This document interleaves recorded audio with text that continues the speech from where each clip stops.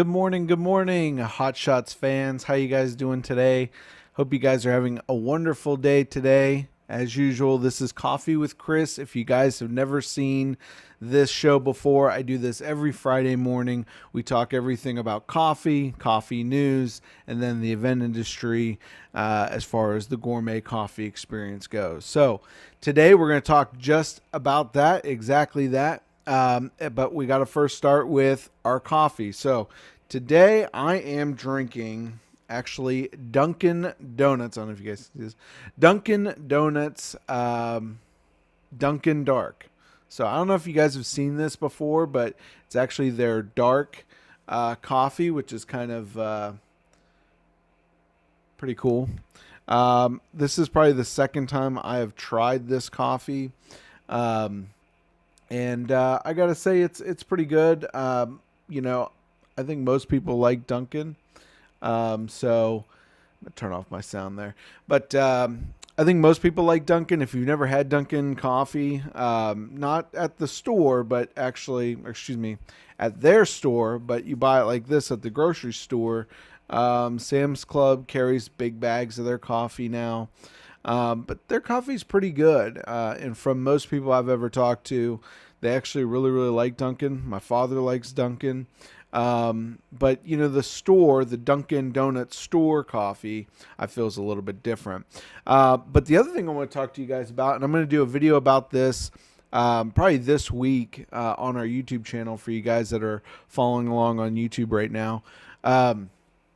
Aeropress. Yes, I bit the bullet, as they say, and I actually bought myself one of these now. So, it's taken me a long time, but I keep hearing that people say that this is the best coffee they ever had, brewed by this thing. Alton Brown, if you're familiar with Alton Brown's show, he came out and said his show's called Good Eats. And he talks everything about food and coffee and everything. It's really a cool, more like scientific type of show if you ever seen it. It's called Good Eats. It's been around for a long time. But he talked about how this is what he's using now for his coffee, morning coffee, more than an espresso machine, more than anything else. So pretty cool little device here. I'll just kind of walk you through it just so you have an idea. But basically, all it is a press, and down here this comes off. Let's see here. This comes off. If you guys have never seen this before, most of you guys have probably seen this before, but this comes off. You put a little paper. It's like this little kind of wafer paper, real thin paper, goes in this little filter thing right here, and then you just put it in, seal it. You put your ground coffee in there. They actually even it comes with a scoop. I don't even know what the dimensions of the scoop are, or the size of the scoop is, I should say. I was trying to figure it out. I'd say it's probably like an ounce and a half. Put that coffee, and then it has numbers here. So you got like 1, 2, 3, and 4. And basically you just that's your serving count. So you put the coffee in there. If you're going to do 1 cup, you just put it on 1. If you want a little bit stronger, you could probably go to 2. If you want it even stronger than that, like I know some of you guys out there, you can put it all the way up to 4. But basically, you fill it with coffee. You get the water up to about 175 degrees. I like my water a little bit hotter to really kind of get that coffee going. So 190 would probably be the highest you want to put in this thing. And then after that, there's a little stir. You stir the coffee. You put the coffee in, then you fill it up to whatever line with hot water that you want. Then you put this little press on here, and you just push down while this is obviously on top of your cup. And basically what you'll get at the end of this is kind of like just a shot of espresso. And you could just drink it like that. Or if you want to make it more like an Americano or coffee, then you just add hot water to it. Other than that, I'm assuming you could put more hot water in this and maybe do more like a full plunge like you would with a French press or something. But, I haven't tried that yet. But be sure to check out a video. We'll have a video on this. And I know a lot of people are really into this thing. So I want to do a video on it. I want to tell you guys what I feel, how good it is, if I can really taste the difference between maybe this process, our espresso machines, and then also just brewing coffee. I'd like to see if there's actually a big difference or not. The jury's still out on that. But I did brew the coffee, and I got this awesome new mug from Garden of the Gods out in Colorado Springs. We went to Garden of the Gods, and I can't complain about the coffee this thing makes. It actually does make good coffee. I'll say that.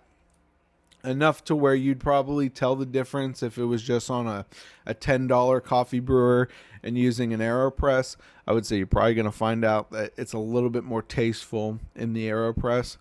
But how much difference? The jury's out, and we'll do a video on it, and I'll get you guys covered on that. So other than that, that was a Dunkin' Dark, pretty good. Go try this. I don't know if this is new or not. It's the first time I've ever seen it. They have several different flavors, but the Dunkin' Dark to me is pretty good. Let's talk about a little bit of news. And if you guys are new here, definitely you can follow along all the social media. All we have right now, we also stream to YouTube. If you haven't seen any of my YouTube videos, check those out. I do YouTube videos pretty much on a weekly basis. And it's everything to do with coffee. So it's not just about the gourmet coffee industry and gourmet coffee catering, but more or less I do a lot of reviews on Keurig machines, K-Cups, different flavors. The latest one we just did, if you guys have not seen it yet, is all about mulled ciders and ciders, apple ciders, in the K-Cup form. I did a whole video on which K-Cup you should get. So if you're into fall right now and you're done already with pumpkin spice and you want to try a good apple cider, check out that video. It's out on our YouTube, Hot Shots Catering on YouTube. You can find us there as well. So let's get into some news. We're talking about aluminum. Okay, there wasn't a lot of news this week. The most news, and it always happens, is Amazon Prime. What kind of deals can you get coffee related? That kind of swamps the news cycle when Amazon does Amazon Prime, and it goes into a couple days, obviously. So this is just kind of interesting. I don't want to freak anybody out by this. But basically, it's talking about the health risks of aluminum coffee makers. If you don't know, the Mocha Pot was one of the first, if not the first, espresso maker. And the Italians have been using this thing for almost probably over 100 years now. So I don't know, I'm not trying to make fun of cancer or anything else that comes from these type of things. But, I've never really heard anyone really getting sick on this. But I thought it was an interesting article for you guys just to be conscientious, I think is how I say that. The dangers of aluminum. And so just like, brass or, copper or any of these other type of metals, you probably should start thinking about the types of metals that you use. I'm sure someday someone will say something bad about stainless steel. But, if you think about it, in the catering industry and everything, a lot of the cheaper pots and pans are all made out of aluminum. So, you're going to get this no matter what. If you cut it out of your coffee, do you think you're really going to miss it every time you go out to dinner or every time you go out to eat somewhere? Or even at home, you might even have aluminum than stainless steel or than anything else. And quite honestly, I mean, those pans, the Teflon and everything else, who knows how healthy that stuff is. So anyways, this interesting article, I'll leave this up and post it, and you guys can read it. But basically just talking about the health risks of aluminum coffee makers. And I will tell you too, there's not a lot of aluminum in machines anymore. Even some of our machines that we've used in the past, I mean, there's still a lot of aluminum, I guess, but our new machines are primarily plastic. And a lot of the new companies, a lot of the, not new companies, but a lot of the companies now coming out with newer machines, they're moving away from metals and they're putting more plastic parts in. I don't know if that's a good thing yet or not, but, that's just another format of how, they're making coffee and doing things. And really, it's coming down to price. Um, a lot of these big companies, Italian manufacturers for espresso machines and coffee machines, even the American ones, are not making enough money on anything that they're using to build a long time. So a lot of the machines that you'll find now, they are maybe still nice looking, use a lot more plastic parts in their machinery and in the equipment, and then it allows it for it to be quickly replaceable. A lot of our machines, pretty much all of our machines that we use when we do events, have parts that are now a little bit more expensive, just like cars. You have parts in cars that are more expensive, but are fully replaceable. And everything on our machines you could replace within a catalog order and a phone call. So pretty cool stuff there as well. So this is another article. I'm not going to get too much into it. I just saw a couple things here that I thought were pretty interesting to share with you guys. But basically, this article started out by talking about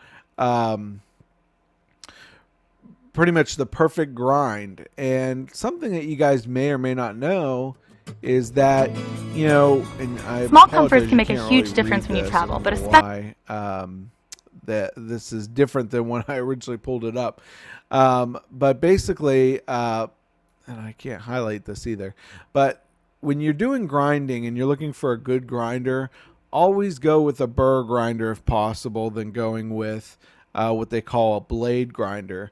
And it's very interesting. You could see this if you ever been in a bind, and I've been in a bind sometimes where you have to use a blender to grind up your coffee beans.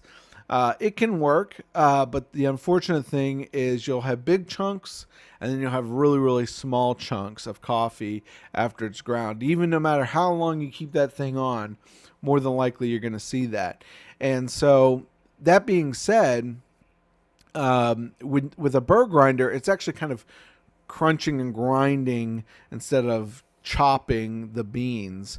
And it makes it for a very consistent grind. And when you want a really good cup of coffee, you want everything to come out, you need to have that consistency with the grind, that every fragment of the bean, for the most part, is close to identical. You do want it to change a little bit because you can get a little bit different flavors and things like that. But for the most part, you want it consistent. And, burr grinders are a great way to do that. There's other things in here. Some things I probably do or don't agree with. Also, they talk about don't refrigerate your beans. If you guys did not know that, that's actually a good point. I know my wife, Liz, likes to refrigerate our coffee. And this is one of the reasons why you do not do that is because the moisture in the refrigerator and everything, when it gets to the beans, it actually can start the brewing process in the bag or wherever you have it. And so there's not really any reason to keep your coffee in a refrigerator. If you want to do something better, and I've read a lot about this, but if you want to do something better for your coffee, is actually keep it vacuum sealed, is the best way to preserve coffee. Keep it whole bean. As I always say, when you get coffee, if you want to get coffee, you want the best cup of coffee, buy your bags in whole beans, and then get a good grinder, grind it down when you need it. And other than that, keep the rest of the beans, whole beans, in a bag. Keep them in a nice, dry, cool, dark place. A cupboard's a great place for that, maybe even the back of the cupboard. And then the most important thing is to seal it. And there's some great sealing options out there. We're going to have some on our site here soon. And you'll be able to kind of look at those and see some great options to really kind of what to use to really seal a bag of coffee, make sure there's not any oxygen getting in there, and be able to keep it for a long time and keep the freshness as long as possible. So anyways, that's another thing to think about here. And then lastly if you are looking for a pair of jeans, I got to say, check this out. So here is a company. This is Decaf Denim. I think the company's called Cool something. Here, I'm going to find it real quick. Got to close all these ads that pop up here. It's a Kickstarter called Cold Tree, and they basically use plastic and coffee to make these jeans. So I think I'm going to get a pair of these. I think they're about $80 or something, but just really cool. It's the technology now that's coming out to allow you to get a pair of jeans made from coffee, and it's 100%. I think 100% recyclable materials is how this whole thing is made. So very, very cool. If you guys are out there looking for some jeans, check it out. I think their website is out there too. But let's see here. I think it's called Cola Tree. Does it say Cola Tree? A tree. So Google that. I actually found their website just by searching decaf jeans or decaf denim.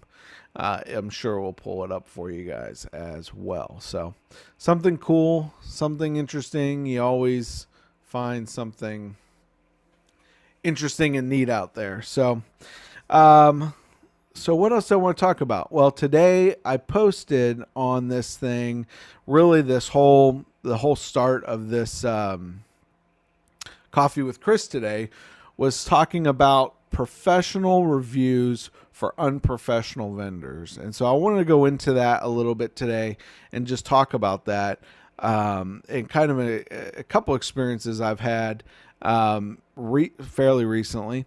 And, things that I've seen through this whole shutdown. And I wanted to share that with you guys because I think it's important. And some of you guys that watch this are probably in the industry, same industry as me in some format. I'm in several different industries if you look at our business as a whole, not just the wedding industry, not just the corporate industry, but we're also in the convention industry and various other different things that we do, the coffee industry. So what I wanted to talk about was an experience that I had early this week is primarily, and it's not really the topic of the whole thing here, but like I said, it's more of what I've been seeing with this industry, primarily the wedding industry as a whole, and the event industry, I guess, as a whole, since this whole pandemic thing started.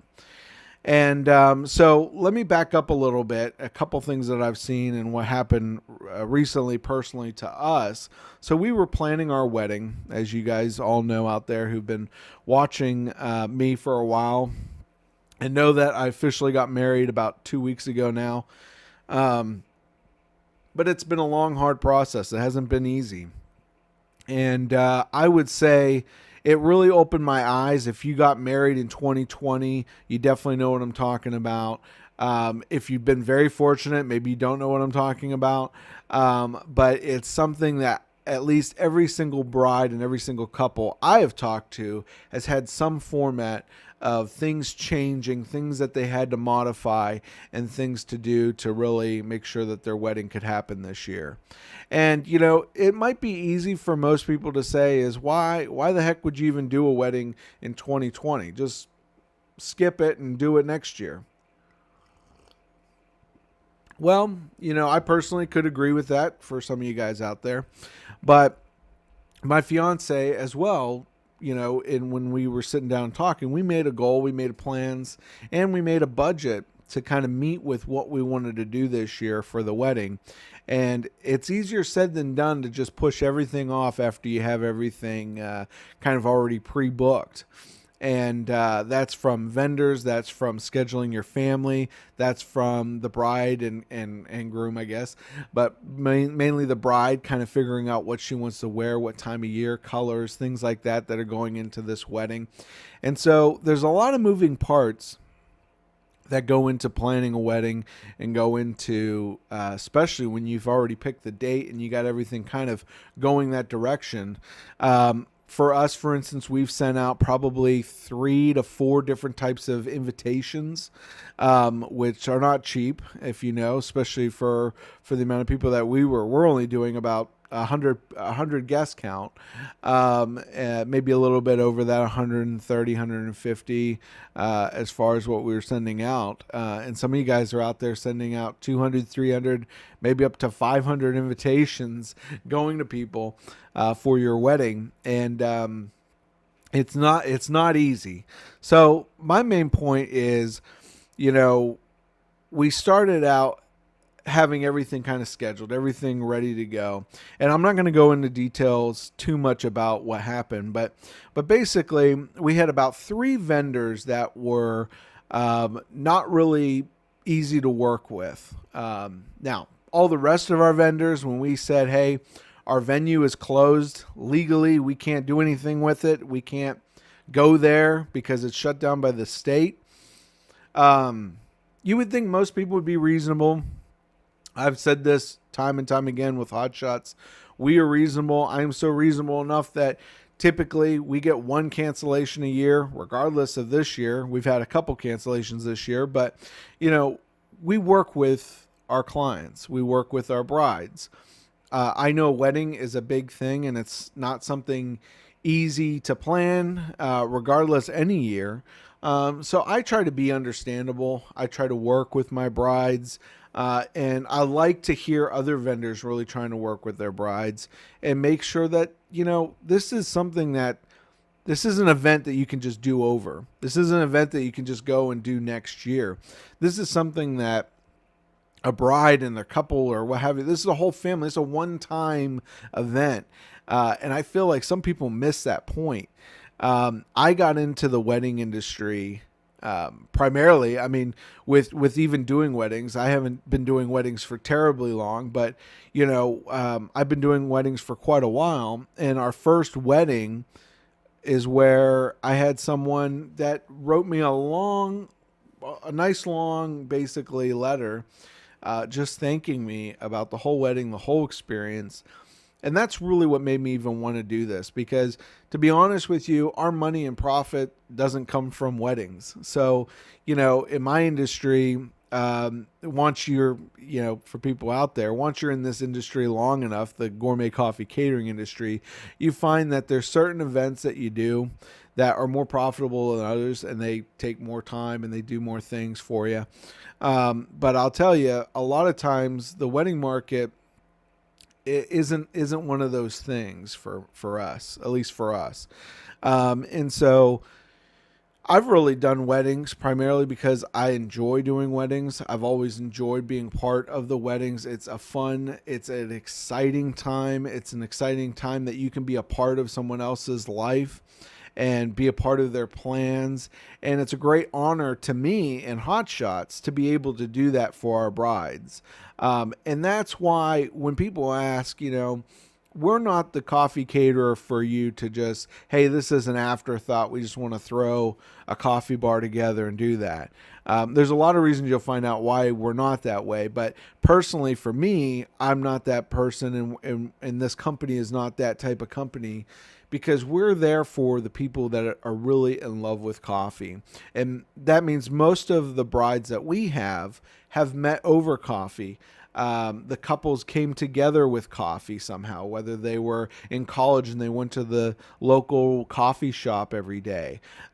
Things of that nature. Maybe one side of the family just absolutely loves coffee. They're Italian, or they're, what have you. Their background is to love coffee. And so a lot of times it's cultural.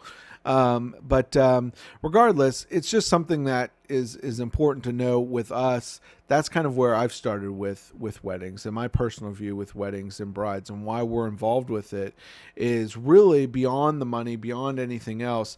It's really there to help a bride, help a couple put something together that you only get one shot at. And it's a beautiful event.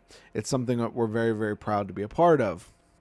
So anyways, going back to our wedding, You would think a lot of other vendors I would feel by now, without kind of going into detail. You don't just go up to a vendor at an open house or a networking event and say, "Hey, why did you get in this business? Why do you do this?"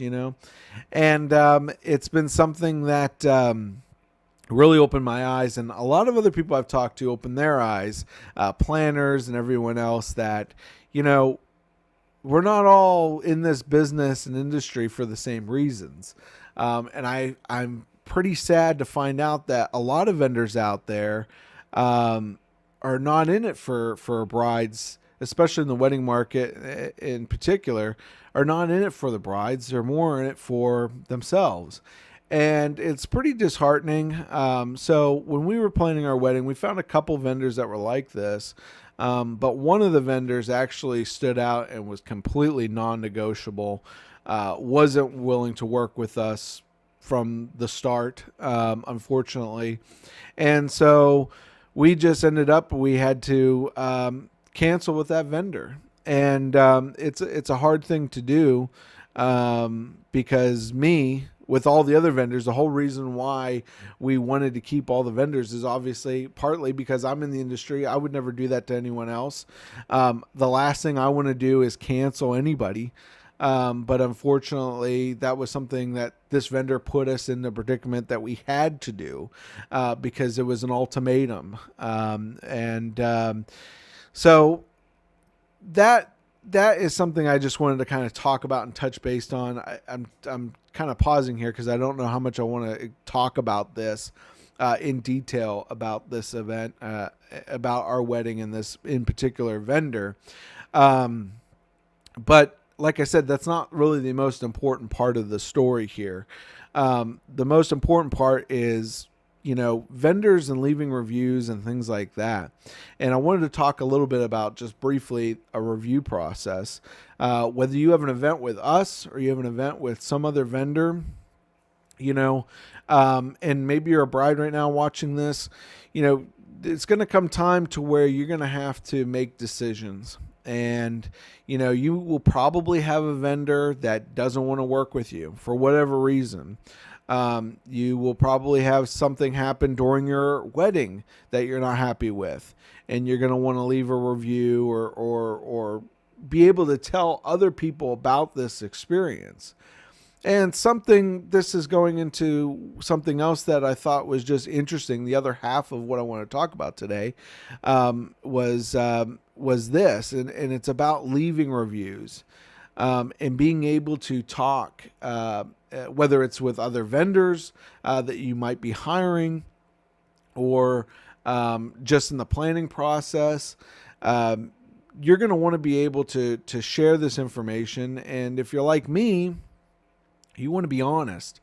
You want to be able to, as a customer, share a review and tell someone, hey, this is the experience I had with so-and-so and this vendor or what have you. So, and I know I'm bouncing back a little bit here, but so when we were planning our wedding and we went through this whole process, and I told you about this vendor that didn't want to work with us, which was fine. Wasn't fine, but it was something we just had to move on from. And they kept a large sum of money, and in my opinion, didn't earn any of it. But that's fine too. But what I do feel like is, me as a customer, okay, not talking about vendors, not talking about this business, but you and me as a customer of someone, should and always should have a right to leave a review, and especially leave an honest review. Now, whether that vendor or anybody else actually, is honest back, that's a whole different story. And you'll find that most of the time, you leave a review, and now that reviews are a little bit more permanent, which is, I think, in a lot of ways a good thing. A lot of people that own businesses and stuff, they don't agree with you, and they're not going to agree with you from the beginning. They're definitely not agree with you when you leave any kind of review.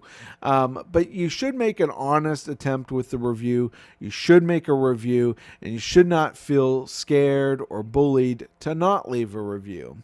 And this is something I feel like today, you have, what are all these different things? You have Google, you have all these various different apps and stuff that you can leave reviews on.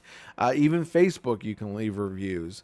But a lot of people have complaints, and a lot of people are negative towards reviews, and I think that's wrong. I think, if you are being honest, now if you're going out there and you're lying about something, or you're going out there and you're just, hey, this soup sucked, it was an off night, but I'm going to leave a 1-star review.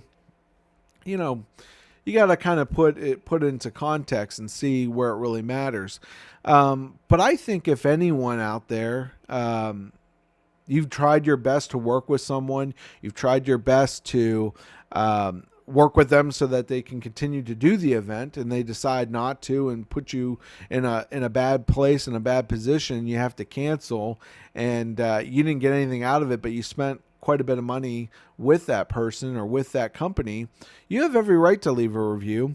And not only that, I would say whether you're a vendor in the industry or not a vendor in the industry, you should do it without having any side effects or consequences for your actions. You are doing what you want to do in order to let other people know your experience. That's it. It's that simple. Sometimes reviews are great. Pretty much all the reviews we've ever gotten were great because we do honest work and we work hard to make sure that every customer and client is met. But, I've had clients and customers that haven't been, every once in a while, might have a question or something on something and it might not understand or could have a problem. But, I always am there to work it out. If I ever have any issue with an event that we've ever done, which, you could talk to my staff. We don't really have those issues.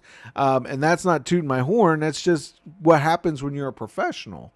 When you become a professional and you're a professional in your industry and you take a lot of pride in what you do and you work hard to do it, you have less problems. And so that's one thing I'll tell you is with us is I always work hard. If anyone has an issue, what am I doing? I'm picking up the phone and calling them. I'm sending them an email trying to find out what the issue was. If there was an issue with any of our baristas at an event, I find out immediately what's going on and how can I remedy the situation. I wish this person I'm talking about would have done that. I haven't heard from this person at all.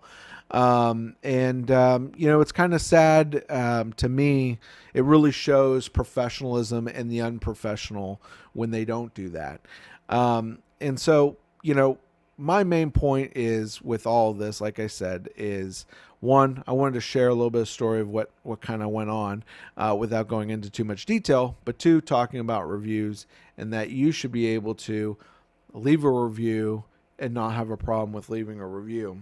The other thing I'll say is, when I personally left this review for this event that we did, or for our wedding, for someone, I was pushed back because I was a vendor in the industry and I was told that I shouldn't leave a review.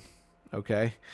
Because for some reason, since I'm a vendor, and this kind of went out to where other people could see it, but since I'm a vendor, I have no right when I was a customer to leave a review because vendors somehow are related, and that a vendor, it's like some kind of secret code that vendors shouldn't talk bad about other vendors or what have you.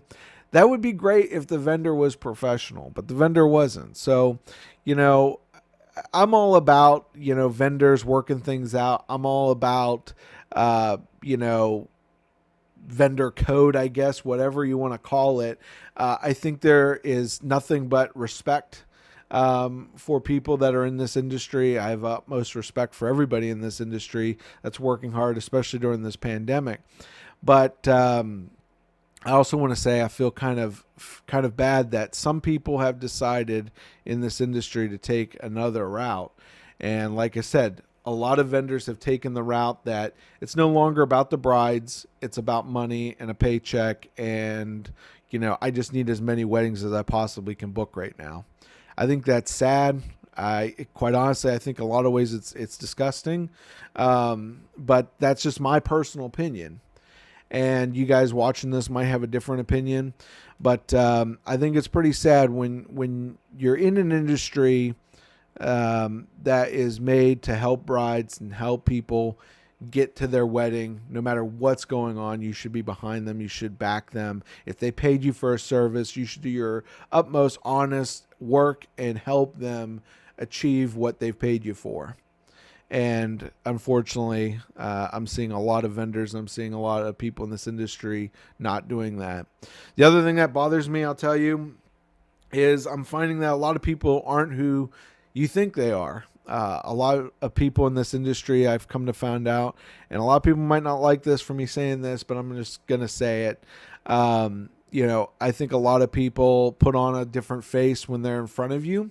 I think a lot of people, when you go to these networking events and all these different types of things like I have in the past, they're different from when they talk to you in person to when they are in front of your peers and in front of clients, to be quite honest. And some of that is because there's jealousy. Some of that is because there's a lot of people out there with just competition. Some people like the competition and they like to be, get the grit and all that and be a little dishonest around you when they meet you face to face and all that. And I get it. That's fine. I'm not worried too much about that. But what I do worry about is when people put on a fake facade, almost as a facade as some of these events that we do. We build out a whole facade for the client, right? Well, some of these folks have this facade on their face and who they are. And I think that's the scariest thing. And I've seen that for years in this industry. And it's not something I always like to, obviously I don't want to talk about. I don't like talking about, but I just think it's interesting. Some people do that and they can't be honest with themselves at the end of the day, and they can't be honest with their customers. And unfortunately, a lot of that falls out, when it happens, it falls through the cracks and everyone sees it. But one thing I could tell you with me and with Hot Shots is I'm honest with you. You may or may not like who I am, and that's fine. But at the end of the day, I am who I am. And, I think there's a lot to be said for people in this industry there are a lot too, who are very honest, who are working for their clients, whether it's a bride, whether it's a commercial client, whether it's a convention client, whatever it is. There's people out there that are working hard every day. They wake up, they're being honest with who they are. They might not be the biggest company in their area. They're probably not the smallest either. But they wake up every day and they do honest work, and they don't have to put on a mask or put on a face to pretend who they are and who their company is. They're just honest. And I really wish and hope that there's more of those people that we'll see here in the future, especially in the wedding industry and a lot of these different industries, because I look at this wedding industry and a lot of the stuff that's going on now. I'll be honest, I don't know how those people and those companies are going to last after this whole thing blows over. I don't wish harm or anything to anybody. I don't wish anybody to go out of business or anything like that. But I do think that you get consequences for what you do and how you handle things. And I think it all trickles down. And that goes for me as well, how I handle things. And so, anyways, I thought this was something that I would at least share with you guys. It might sound a little confusing, might be a little long-winded, but I think it's important that you guys out there should have a voice, and you should not be fearful to have your voice. I was called names this week. I was called all kinds of different things. I was told what I should and should not do on something that deep down in my heart, I feel like today I had to talk about. And I feel like I have to voice my opinion. And the best way to voice your opinion sometime is through reviews. And I don't think anybody should be strong-armed. Anybody should be canceled. Anybody should be told that they can or cannot do something. I think they should just go out and do what's in their heart. And if you feel like you've been wronged, you should say it. And if you've ever been wronged by us, you should come out and say it. I say any kind of company. I don't care who it is, Walmart, Amazon, a little mom and pop plumbing store, whatever it is, you should be honest, within reason, obviously. Don't make up anything, and it should have something that, whatever you put out there, you're going to get feedback on. But if it was something that, really affected you, be honest about it, put it out there. And I think if more people did that, we would have more honest businesses out there. I truly believe that. So anyways, I'm going to leave you guys with that. I know it was a little long-winded, but I think it's something that has to be said. And hopefully you guys, whoever's out there watching this, hopefully you guys take away from something, even if it has nothing to do with the coffee industry. You guys might be in a whole completely different industry. Don't be afraid to voice who you are. Don't be afraid to, if you have something that you need to get off your chest, don't be afraid to do it. Go out and do it. Don't worry about other people and what they say they're going to do to you and the names that they call you, because in the big scheme of things, it means nothing. So cheers to you guys. Have a great Friday. After all that, have a great Friday, and power to you guys, and leave some honest reviews. I'll see you guys next time.